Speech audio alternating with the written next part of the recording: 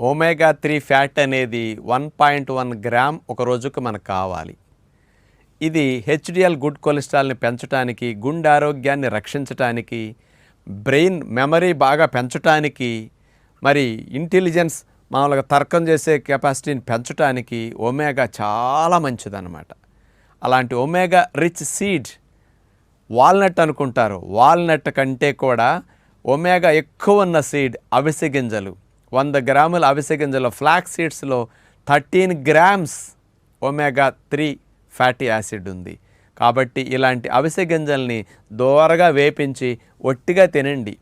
అవిసె గింజలను పొడి చేసుకుని వేపిన తర్వాత సలాడ్స్లో, ఫ్రూట్స్లో, మొలకల్లో చల్లుకోండి. ఒమేగా 3 ఉన్న అవిసె గింజల్ని వేపిన తర్వాత అచ్చు పట్టుకుని లేకపోతే ఉండ చేసుకుని ఉండ తినండి. కారపొడి కొట్టుకుని తినండి. ఈ రూపాల్లో ఒమేగా కోసం అవిసె గింజలు వాడితే మంచిది.